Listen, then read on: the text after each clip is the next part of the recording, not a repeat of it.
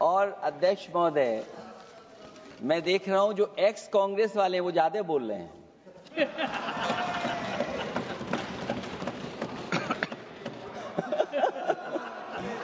आदरणीय अध्यक्ष महोदय,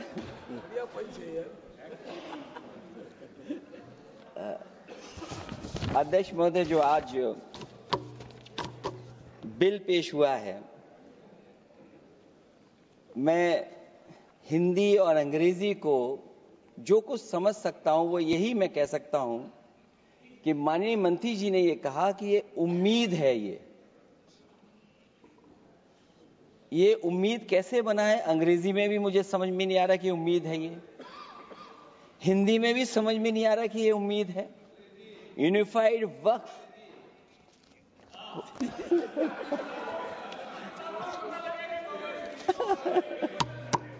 अध्यक्ष महोदय, यूनिफाइड वक्फ मैनेजमेंट, मैं अकेला काफी हूं। अध्यक्ष महोदय, ये अध्यक्ष महोदय, मैं समझ सकता हूं कि मैं वो बात छेड़ना नहीं चाहता था, लेकिन क्या करूं, मजबूरी है अब। अध्यक्ष महोदय, अभी माननीय सदस्य लोग ये कह रहे हैं कि हमारे सदस्य नहीं है यहां पर जो हमारे साथी हैं, लेकिन अध्यक्ष महोदय मैं ये कहना चाहता हूं, अध्यक्ष महोदय मैं ये कहना चाहता हूं, ये जो बिल लाया जा रहा है, भारतीय जनता पार्टी में एक मुकाबला चल रहा है। भारतीय जनता पार्टी के अंदर मुकाबला चल रहा है कि खराब हिंदू कौन बड़ा है। और ये बात अध्यक्ष महोदय मैं ऐसे ही नहीं कह रहा हूं। जो पार्टी ये कहती हो कि दुनिया की सबसे बड़ी पार्टी है, अध्यक्ष महोदय वो अपना राष्ट्रीय अध्यक्ष नहीं चुन पाए अभी तक।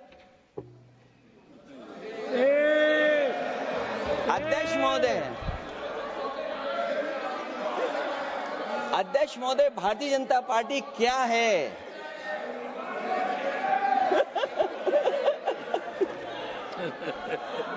जी, मैं अखिलेश जी ने बहुत हंसते हंसते कहा है, इसको हंसते हंसते जवाब देना। इस सामने जितनी पार्टियां हैं उनका राष्ट्रीय अध्यक्ष उन 5 लोगों को ही चुनना है परिवार के। हमें माननीय अध्यक्ष जी करोड़ों सदस्यों में से 12-13 करोड़ सदस्य प्रक्रिया कर कर चुनना है तो देर लगती है। आपके यहां जरा भी देर नहीं लगेगी। मैं कह देता हूं अभी 25 साल तक आप अध्यक्ष हो जाओ, नहीं बदल सकता। अध्यक्ष महोदय, क्योंकि जो बात निकल के आई है वो मैं फिर आगे बढ़ा दूं। अध्यक्ष महोदय, जो बात सोशल मीडिया या और जगह गुपचुप हो रही है, कहीं ऐसा तो नहीं था कि अभी कुछ दिन पहले यात्रा जो हुई है वो कहीं 75 वर्ष की एक्सटेंशन वाली यात्रा तो नहीं थी। अध्यक्ष महोदय, ये जो इस बार जो वक्फ बिल आया है, नाकामी का पर्दा इस बार है वक्फ बिल। और नाकामी कोई एक आध नहीं है, मैं कई नाकामियां बता सकता हूं। अभी मैं माननीय सदस्यों को सुन रहा था, वो पुराने कई बिल उनके बारे में चर्चा कर रहे थे कि कितने प्रोग्रेसिव बिल लेकर के आए हैं। मुझे याद है मैं उत्तर प्रदेश में उस समय था और मुझे लगा कि शायद इनकी वो बात ठीक होगी। एक ये बहुत तैयारी के साथ फैसला लेकर के आए थे और फैसला ये लिया था आधी रात के आज के बाद नोट नहीं चलेंगे, नोट बंद हो जाएंगे। अध्यक्ष महोदय, उस नोटबंदी नाकामी के बारे में भी तो चर्चा हो जाए कि अभी भी न जाने कितनी जगह पर कितना रुपया निकला जा रहा है, कितना निकल करके आ रहा है। केवल नाकामी नोटबंदी की नहीं, नाकामी बेरोजगारी की भी है, नाकामी महंगाई की भी है, नाकामी किसान की आय दोगुनी नहीं कर पाए वो भी इनकी नाकामी है। मुझे याद है एक माननीय मंत्री जी पूरे देश की नदियों के बारे में बीओडी बता रहे थे, लेकिन माननीय मंत्री जी ये भूल गए कि उनके शहर में, उनके क्षेत्र की जो नदी है उसकी बीओडी क्या है। गंगा क्या साफ हो गई, यमुना क्या साफ हो गई, स्मार्ट सिटी क्या बन गई, क्या गोद लिए हुए गांव इन्होंने गोद से उतार दिए? उनकी क्या दुर्दशा है? इसलिए मैं कहना चाहता हूं, ये नाकामी का पर्दा इस बार वक्फ बिल बना है। और सबसे बड़ी बात तो यह है कि जिसके लिए फैसला होना है उसकी बात को अहमियत न देना भी नाइंसाफी है। अध्यक्ष महोदय, नाकामी केवल यहां तक नहीं है। और भारतीय जनता पार्टी क्या है, मैं केवल एक पुरानी घटना याद करता हूं। एक बार फैजाबाद अयोध्या में एक कार्यक्रम था, उसमें बड़ी तैयारी की गई थी और तैयारी के साथ कलाकार मुंबई से बुलाए गए थे। हो सकता है वो सहमति दिल्ली से ना रही हो, केवल लखनऊ की सहमति से हो रहा हो कार्यक्रम। और जब कार्यक्रम की पूरी तैयारी हो गई, भगवान श्री राम बनकर के कोई आ गया, लक्ष्मण बनकर के कोई आ गया, मां सीता भी बनकर के कोई आ गया, हनुमान जी और भगवान हनुमान भी बनकर के कोई आ गया। लेकिन जब लखनऊ से वो हेलीकॉप्टर उड़ा और अयोध्या पहुंचा तो सब लोग थे, लेकिन उसमें हनुमान नहीं थे। अध्यक्ष महोदय, मैं भारतीय जनता पार्टी के लोगों से कहूंगा कि जानकारी करिए कि आखिरकार भगवान श्री राम थे, लक्ष्मण थे, सीता थी, लेकिन हनुमान क्यों नहीं थे? हनुमान इसलिए नहीं थे, शायद उनकी जात या धर्म कुछ और था। अध्यक्ष महोदय, ये देश मिली जुली संस्कृति से चला है। कुछ हमने सीखा, कुछ उन्होंने सिखाया। और जो लोग ये कहते हैं कि हम सबको बराबरी का हक देते हैं, अभी कुछ दिन पहले ईद निकली है। अध्यक्ष महोदय, वो परंपरा रही है, न केवल मैं जाता हूं बल्कि कोई दल का नेता ऐसा नहीं न जाता हो उस कार्यक्रम में शामिल होने। भारतीय जनता पार्टी के जो मुख्यमंत्री, उप मुख्यमंत्री, वो भी जाते हैं, उप मुख्यमंत्री, सभी धर्मों के नेता आते हैं। लेकिन पता नहीं इस बार क्या साजिश थी, षड्यंत्र था कि वहां पर कुछ पाबंदी लगी हुई थी। अगर किसी कारण पाबंदी लगी हुई थी तो बात समझ में आती है, लेकिन जब जानकारी हुई है, किसी को नहीं पता था कि पाबंदी क्यों लगी है कि आप नहीं जा सकते वहां पर कार्यक्रम में शामिल होने। क्या यही भारत है, यही संविधान हमें रास्ता दिखाता है? अध्यक्ष महोदय, मंत्री जी बताएं हमें, वो खुद भी माइनॉरिटी हैं, भगवान बुद्ध के रास्ते पे चलते हैं। भगवान बुद्ध का रास्ता दूसरा है। हम आपको अपना मानते हैं तब भी जब आप हमारे बहुत सारे ग्रंथों को नहीं मानते, तब भी हम आपको अपना मानते हैं। आप हमारे पुराणों को नहीं मानते हैं, आप हमारे उपनिषदों को नहीं मानते हैं। लेकिन सोचिए, हम हिंदू वो लोग हैं जो आपको स्वीकार करते हैं और गले लगा करके चलते हैं। अब मैं दूसरे धर्म पे नहीं जाऊंगा, कोई नाराज हो सकता है। मैं दूसरे धर्म के बारे में नहीं जा सकता, मैं केवल यही बताता हूं। और मैं उत्तर प्रदेश में, अध्यक्ष जी, जहां से आता हूं, मैं अपमान नहीं कर रहा हूं, मैं सच बोल रहा हूं। और ये बिहार के चुनाव में जो आप कह रहे हैं कि महिलाओं को 2 मेंबर बना दिया, इस बार मैं भी देखूंगा आगे भारतीय जनता पार्टी कितनी महिला लोगों को टिकट देंगे वहां पर।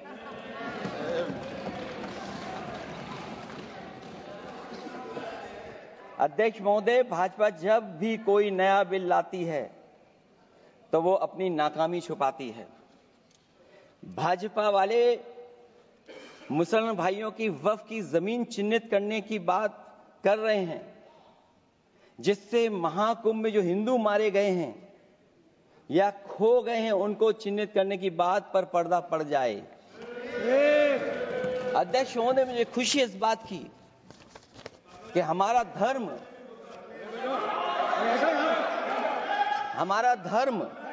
अध्यक्ष महोदय, नहीं, कुछ कहना चाहते हैं। नहीं, प्लीज, उनको अलाउ नहीं किया। अध्यक्ष महोदय, कुंभ में आस्था सबकी है, कोई ऐसा नहीं जिसकी आस्था ना हो। और कुंभ कोई पहली बार नहीं हो रहा था। ये भारतीय जनता पार्टी के लोगों ने ऐसा प्रचार किया कि 144 वर्षों के बाद पहली बार महाकुंभ होने जा रहा है और लोग निकल पड़े। सरकार ने कहा कि हमारी तैयारी 100 करोड़ की है। आप कहते टेक्नोलॉजी का हम इस्तेमाल करेंगे, जमीनों को हम मैपिंग कर करके डेटा एंड रिकॉर्ड ठीक करेंगे। अध्यक्ष महोदय ये बताएं कि वो 30 लोग कौन थे, उनके नाम क्या थे जिनकी जान चली गई, न केवल जान जाने वालों की, बल्कि अध्यक्ष महोदय ये सरकार बताए कि जो लगभग 1000 हिंदू खो गए हैं, जो अभी तक नहीं मिले, जो अभी तक नहीं खोज पाए हैं, वो 1000 हिंदू की सूची कहां है? और फिर धर्म कारोबार की बात है, जो ये लोग गोली। अध्यक्ष महोदय मैं कार सेवक वाली बात इसलिए नहीं छेड़ना चाहता हूं, अध्यक्ष महोदय ये शायद माननीय सदस्य जानते नहीं कुछ सच्चाई नहीं जानते। अध्यक्ष महोदय ये संविधान की वजह से, संविधान को बचाने के लिए, हिंदू एकता को बचाने के लिए कुछ फैसले लिए गए, लेकिन एफआईआर हम लोगों पे नहीं लिखी गई थी। एफआईआर उन पे लिखी गई थी जो बेचारे तैयार हो गए थे सुबह, लेकिन पता नहीं कहां से फोन आया था, कहा था कि अब तैयार तो हो गए हो लेकिन आप शिलान्यास में नहीं आ सकते। बहुत सही। इसलिए बात को इधर से उधर नहीं में ले जाना चाहता। अखिलेश जी जरा वक्त पे भी आ जाओ। अच्छा वक्त पे आ रहा हूं। नहीं, वक्त पे अध्यक्ष इसलिए आ रहा हूं क्योंकि वक्त समझने के लिए भारतीय जनता पार्टी की सोच क्या है। और ये अध्यक्ष महोदय जब ये कह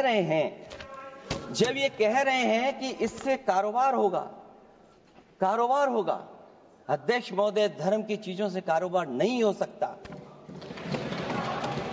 हमारे उत्तर प्रदेश के मुख्यमंत्री जी ने भी कहा कि कारोबार होगा।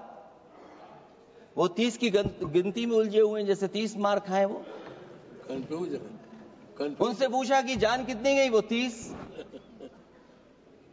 उनसे पूछा कि कारोबार कितने का होगा, 30 गुणा 10,000 करोड़।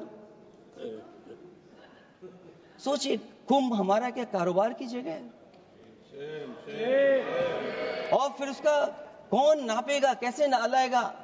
और फिर हमारे माननीय मंत्री जी कह रहे हैं कि जमीन चाहे वो रेलवे की हो, चाहे वो डिफेंस की हो, वो भारत की जमीन है। मैं भी स्वीकार करता हूं कि रेलवे की जमीन भी भारत की है, डिफेंस की भी जमीन भारत की है। क्या डिफेंस की जमीन नहीं बेची जा रही मंत्री जी? अध्यक्ष महोदय क्या रेलवे की जमीनें नहीं बेची जा रही हैं? अध्यक्ष महोदय केवल यहां तक नहीं, कितना हस्तक्षेप होता है। वक्फ भी भारत के, इसीलिए तो कहीं ना कहीं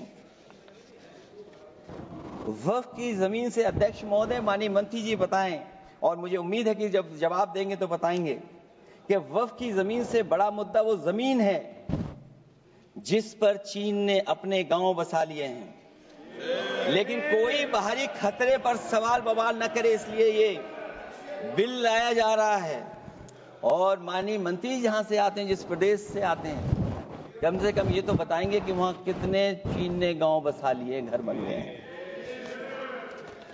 अध्यक्ष महोदय आपके माध्यम से सरकार गारंटी दे कि वक्फ की जमीन कभी भी किसी भी पैतरेबाजी से किसी और मकसद के लिए किसी और को नहीं दी जाएगी।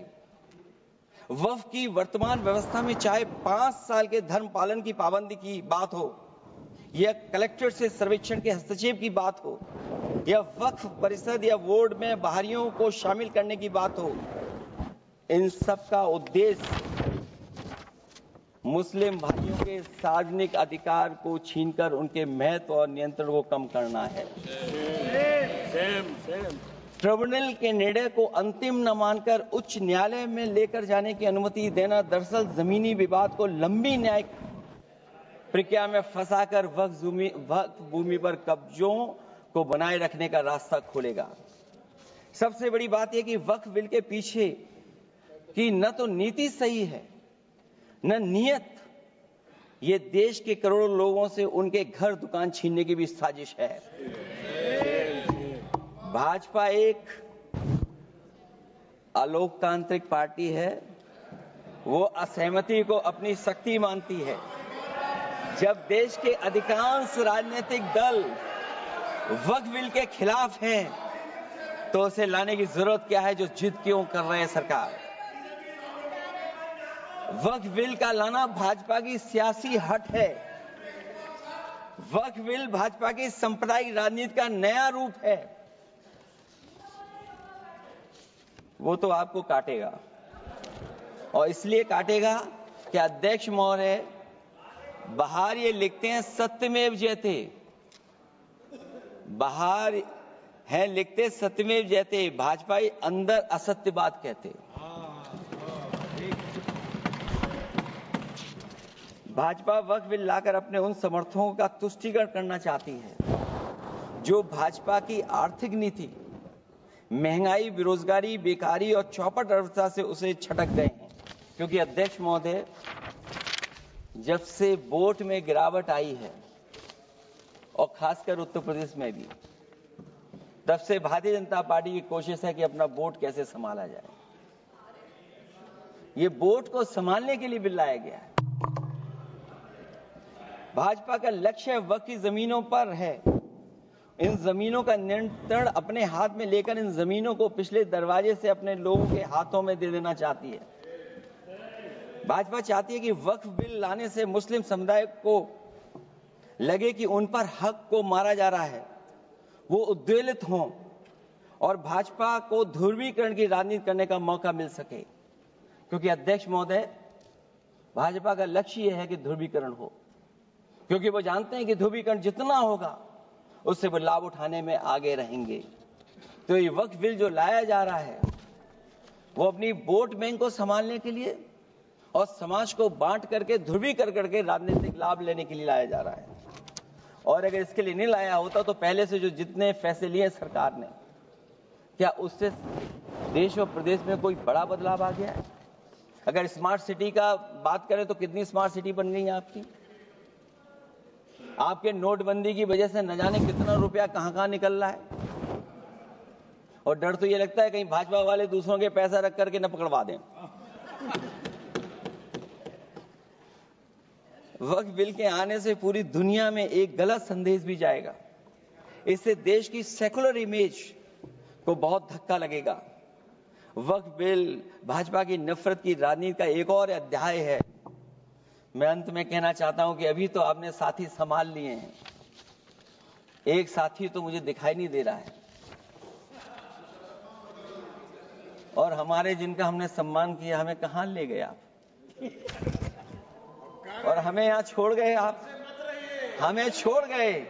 हमें देखिए सभापति महोदय देखिए राजनीति क्या है।